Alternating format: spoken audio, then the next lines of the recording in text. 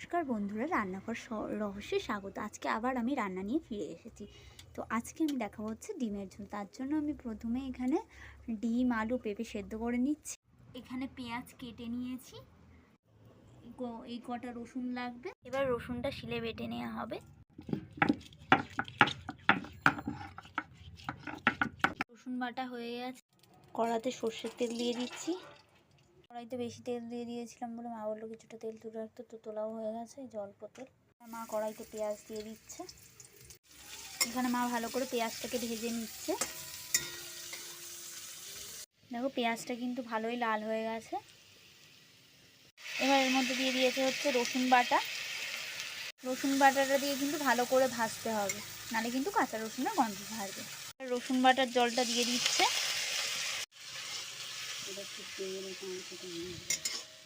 দিয়ে দিচ্ছে হচ্ছে টমেটো বাটা।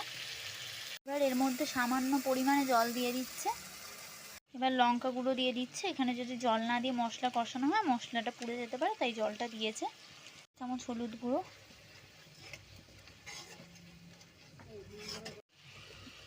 গরম মশলা গুঁড়ো, ধনে গুঁড়ো, নুন দিয়ে দিয়েছে। এখানে না আমি কয়েকটা জিনিস একটু জুম করে দেখিয়েছি, কেন ভাবতে প্রচণ্ড কষ্ট।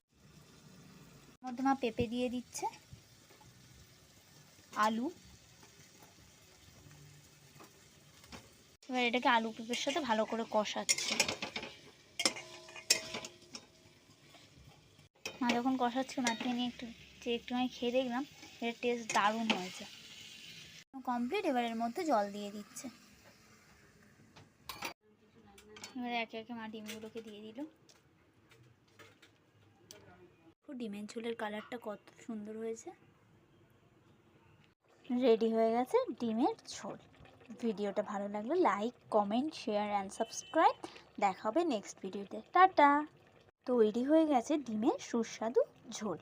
ভিডিওটা ভালো লাগলে like, comment, share and subscribe. Tata. দেখা হবে নেক্সট ভিডিওতে।